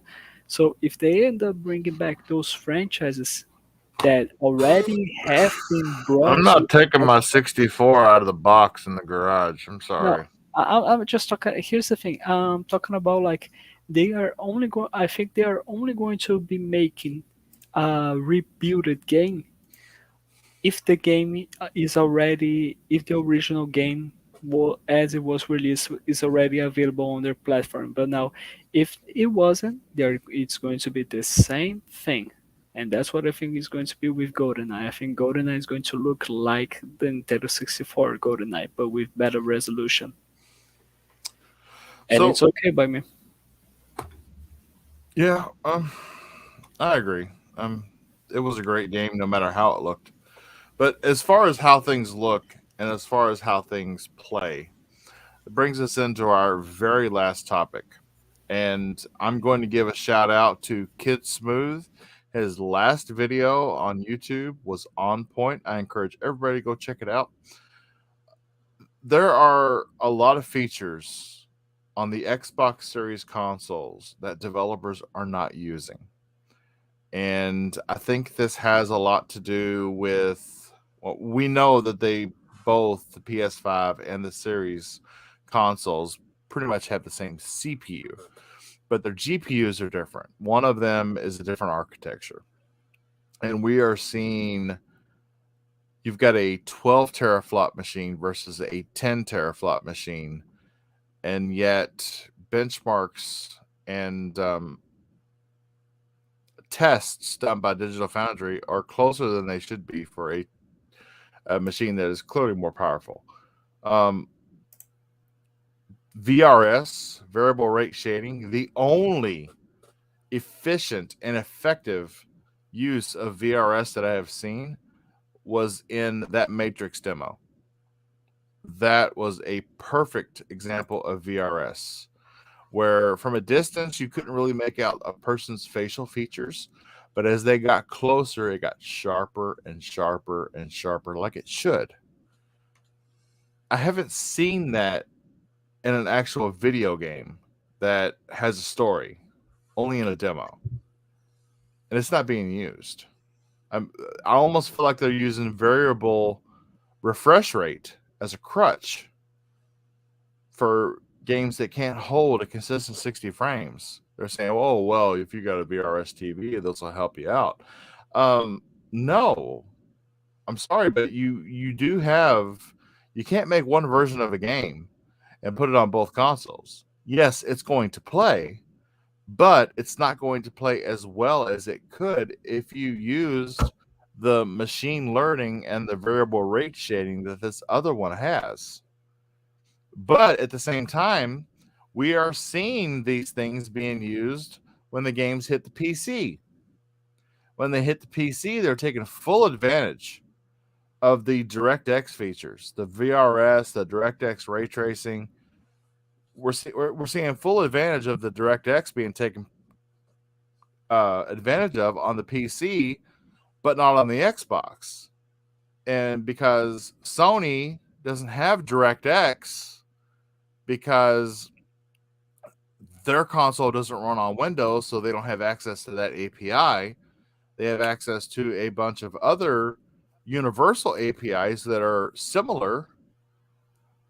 We're seeing I feel like we're seeing the same version of the game being put on both consoles when only one is not being taken advantage of as much as it could be. What do you guys think about that? Have you all seen Kid Smooth's video? Do you all understand what I'm talking about? Yeah, I saw it. So I could jump right into this. So I've been actually thinking about this for a long time, and you know, since the Xbox One X came out, you know, Xbox has had the power crown. But if you go back and you really look at it, there was only a few games that really showcased what that console could do. Right, Red Dead Redemption 2 comes to mind, Doom Eternal. And a couple other games that really took advantage of the added power. Now, we all know that a thing called console parity exists, right? Like most of these developers are just kind of inputting the settings and they say, okay, well, this is what I could run on this thing, and then they say at least it sounds like, all right, well, we'll bump the Series X resolution up, 20 or 30%, right? Because on paper, that's what it's supposed to be, what it's supposed to do. However, it doesn't always play out like that, right? Like Bob said, like, they might be running higher resolution, but then having more frame drops. And that never looks good because from an appearance perspective, it's never going to look like it's running quote unquote better, right? If it has frame dips and it has frame issues, it's never going to look like that. And they can say, okay, well, the resolution is higher and what have you. Well, I think we all would choose a more stable frame rate over resolution. I feel like that's probably goes across the board, right? Because we've all now that we've been on next generation, we know what smooth 60 and sometimes even 120 feels like, and that is the way to play these games, right? I don't even bother with 30 FPS anymore. Yes, is it playable? I do it. I'll do it if something really, really like piques my interest. But if I have the option, I'm always going to choose the 60 FPS mode. And that's just me personally.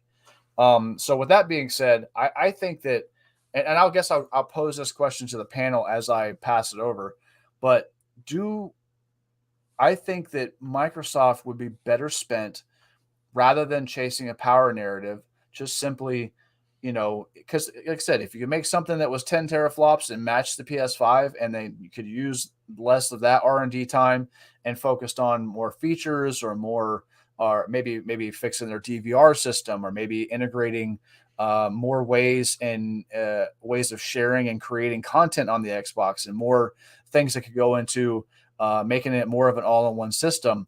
I think that alone would be time better spent than just simply, trying to bump a number that maybe other than the first party, we may not even see a lot of these other companies really utilize its full power because console parity exists. And a lot of times they have deals in place. Like, Sony, if Sony has marketing rights, like for Hogwarts Legacy, for instance, right? You are not going to see a situation where the Series X is going to run that game better. I promise you. You know what I'm saying? Like, it's not going to happen. They have marketing rights. It'll be the exact same game, even with the extra 12 T-flops and, and all that kind of stuff. You know what I'm saying? And it could be on developers too, and them not putting in the time and the effort that's in there. But that again goes back to the console parity, right? Like if they could just pump out a version for each one, then, all's well. Now, luckily, some of them have started going back and like making changes and really, hopefully we get to see a world where that changes and we can see the Series X, and the PlayStation, bump to their full power, because I don't think we've scratched the surface personally. I don't think we've touched the surface of either one of these consoles. You know what I mean? Like, think about last generation and some of the games that came out on a 1.3 teraflop Xbox One. You know what I'm saying? Some of those great games and some of the games that continue to go out on these consoles to this day. Rise of Rome. perfect Yeah, example. It was beautiful. yeah. I mean, and it's not for like games like Red Dead Redemption and Witcher 3 and all these mega open world games. They ran on a 1.3 teraflop Xbox One VCR. You know what I'm saying? So like we know that there are things that can be developed and new tricks that, and plus we didn't have stuff like fidelity, super resolution. We didn't have VRS back then. We didn't have even the variable refresh rate on consoles. You know what I'm saying? Or TVs that were really equipped to do all these new next generation features to make these games run smoother and temporal reconstruction and all these things are like really that these developers are really hooking on to. So I don't think so. I think that um, you know, they need to make games separately. There needs to be a PS5 version, there needs to be a Series X version and a Series S version. You know what I mean? And that Series X and that PS5 version don't always need to be the same. You know what I mean? And it's not even about like a Sony versus Microsoft thing. It's just about like utilize the hardware that you're given, right? Like if I got a 3090 and they said build a game, I wouldn't build it for everybody's, you know, just because some more people have this. Okay, well, a lot of people have an Xbox, a Series X. Utilize that hardware and go into it and develop and say, okay, well, we can do this version and it should be like that because, like you said, on paper, the Series X should win every time, but that's not happening. You know what I mean? So there's something there that's causing that. You know, so I agree with I your mean, point. I'll pass I it off. mean, what's the yeah, exactly. Back to what you said. What's the point of forking out the extra dough for? Why would I buy a better video card if I'm not gonna actually see dividends in the Right. game? But yeah, before we pass it on, I just did want to say, I do think that they could stop being so aggressive with the resolution on the Series X. I'm seeing games tested, and yes, we're seeing a higher resolution on the Series X than we're seeing on the PS5, but we're seeing frame rate stability issues on the Series X that we're not seeing on the PS5. So maybe we could not be so aggressive with the resolution. I don't think Xbox is pushing a 4K narrative anymore. I think developers are I think developers are pushing what they can get out of it, and they're sacrificing the stability and frame rate. So they I need to tone it mm, down.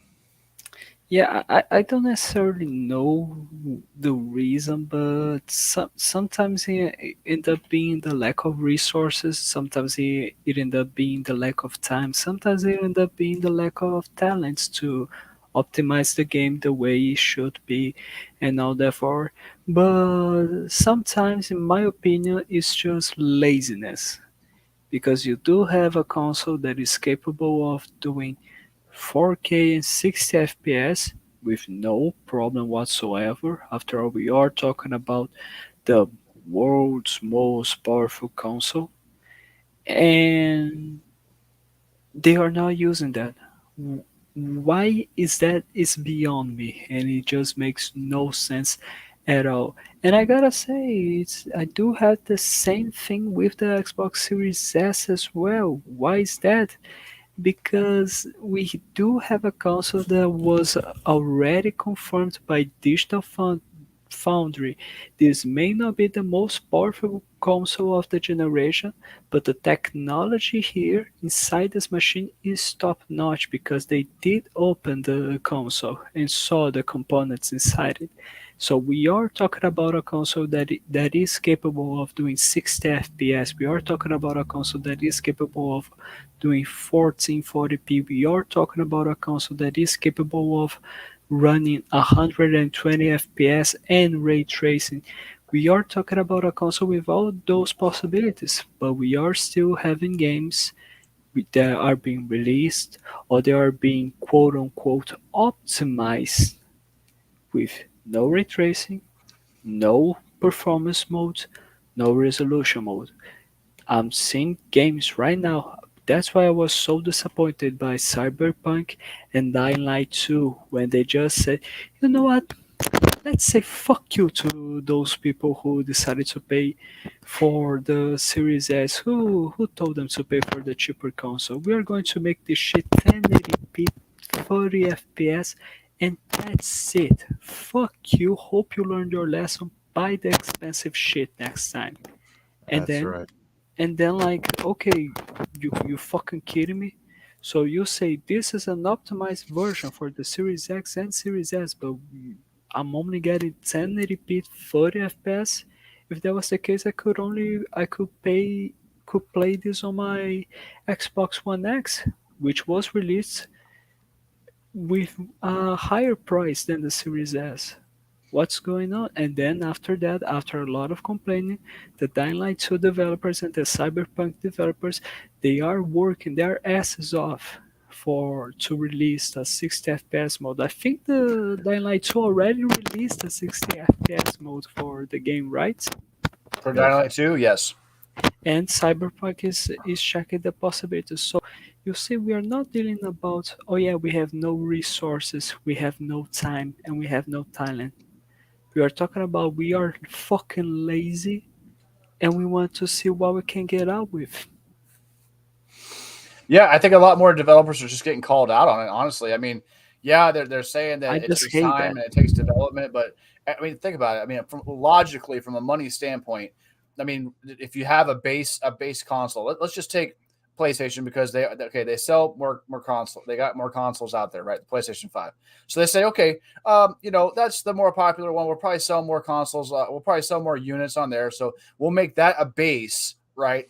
And then the other ones, we'll make a few changes here and there, right? Instead of saying, okay, I've got a Series S, let's do everything we can to get the best version of that game out of that console. And now we have a Series X. Let's do everything we can to get the most out of that console. So that goes to show you that they were just, there's more that console parity. It's console parity, and I unfortunately I don't think that we're going to be getting away from that unless we just continue to call out the nonsense. I don't think that Techland would have done all of its extra looking into if people weren't very, very vocal about not accepting 1080p 30 on a Series S. It makes no sense. The Series S is nowhere near the lowest common denominator for that game. When there's a lot of older GPUs that can run that game just fine, right? So that doesn't make any sense. So it just goes into taking the time, getting your GDKs down, making sure your dev tools are caught up, and really utilizing this. But like I said, I'm just excited for the future. I'm hoping that these new engines that they're coming out with are going to start really utilizing these consoles and stuff like. But we still haven't seen a whole lot of games that even utilize Fidelity Super Resolution, which is basically like DLSS for NVIDIA. That's going to allow them to do a lot more because it's going to AI super sample the resolution up, and that's a whole lot of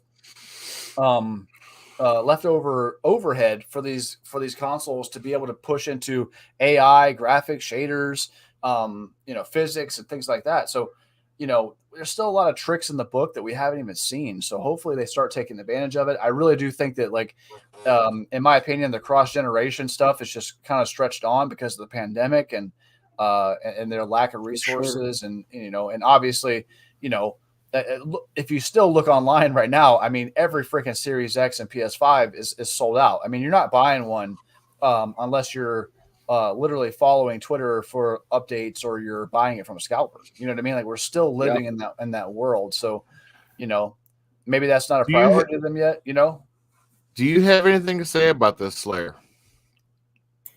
Yeah, I mean, so first of all, I do want to say, Powerman, that actually, I don't know if you know this about me, but I'm actually one of the very, very few people, I guess, that actually prefers resolution over FPS. I really don't care too much. Okay. I obviously don't want anything below 30, but like I've always preferred the game looking real nice versus, I guess, the smooth experience, because like I can just deal with the 30 FPS. Honestly, like 60 FPS. This comes down to frame pacing in the end. If the frame pacing is good, 30 FPS is okay, fine. so it can. You know what I'm saying? I mean, Forza Horizon 5 in the 30 FPS mode is probably one of the best looking 30 FPS games out there. And for all the hate that it got and the controversy and stuff like that too, I will say that The Last of Us Part 2 did look good in 30 FPS. You know what I'm saying? So those Yeah. games and like Red Dead, I played Red Dead at 30 FPS and I loved every second of it. So like I I I I could get down with 30. I guess I'm just like, what about so do you just prefer the sharper image like Yeah. in play by play versus just like the smooth 60 FPS motion that comes along with it? No, I mean I do like 60. Like, but I'm still not gonna trade that off for like 4K. Like I for me just personally. I just think that at least they should give the option. If you can't, like, for Yeah, example, like let us choose. if you cannot make, for example, on the Series S, if you can't make 1440p 60 FPS mode, okay, no worries. Make a resolution mode 1440p 30 FPS, a performance mode 1080p 60 FPS mode, and a ray tracing mode 1080p or 900p 30 FPS and ray tracing.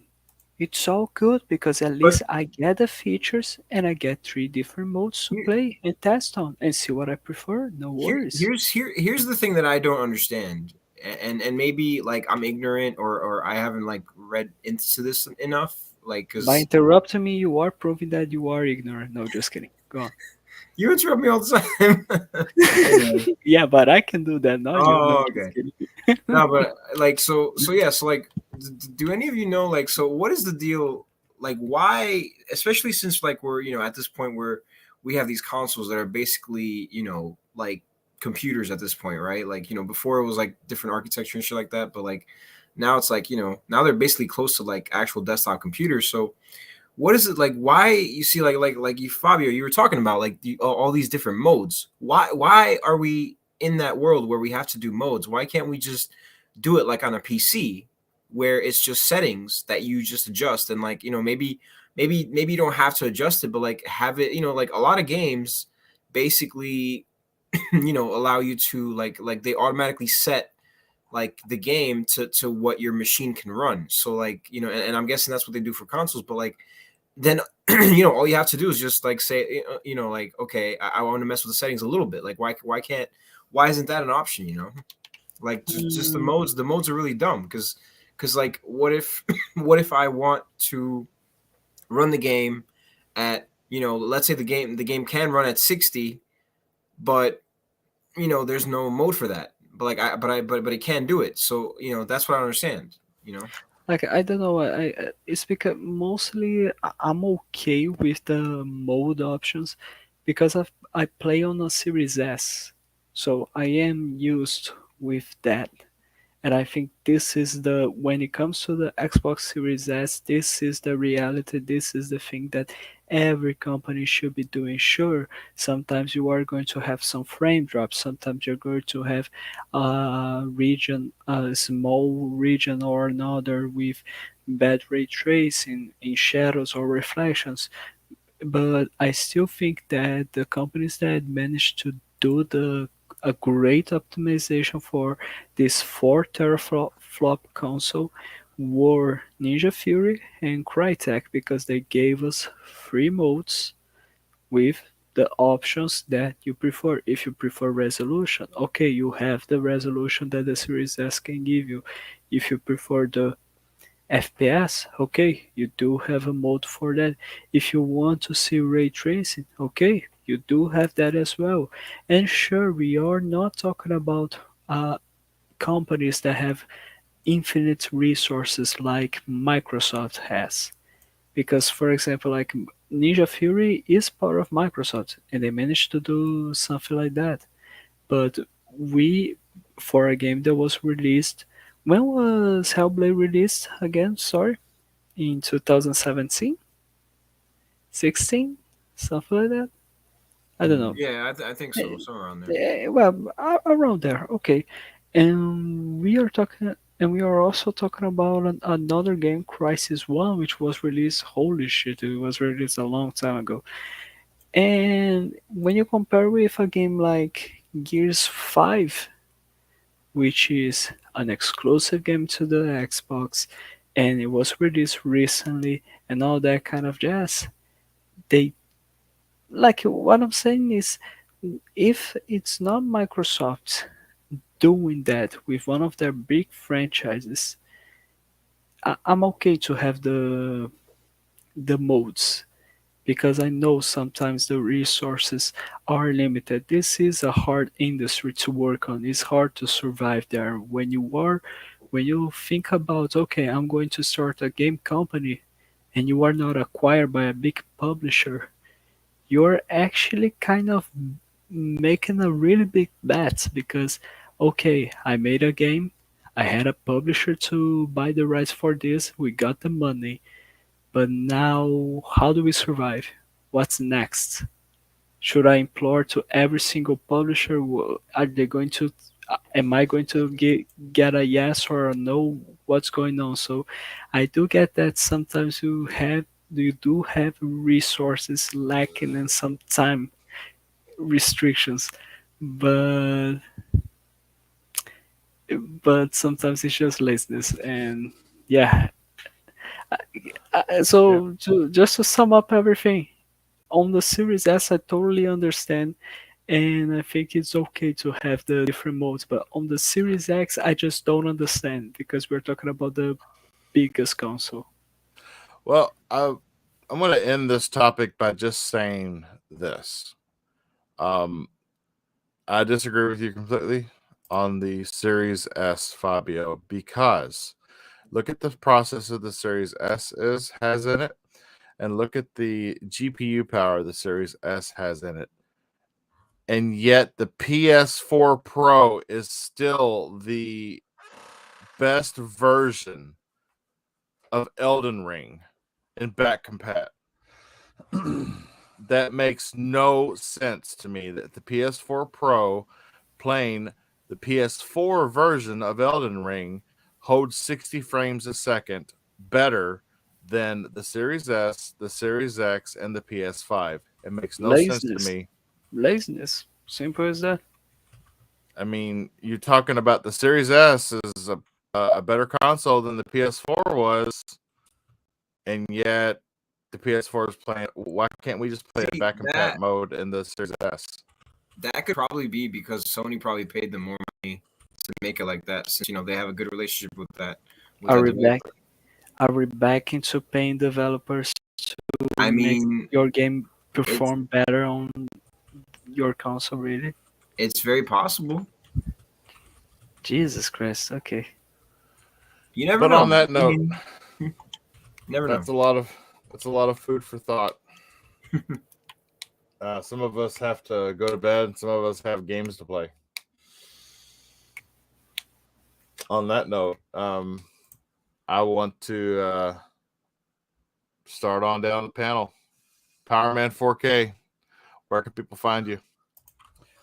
Oh man, you can find me right here every Thursday at 9 o'clock, chopping it up with you boys. Other than that, I'm on Twitter at Powerman4K.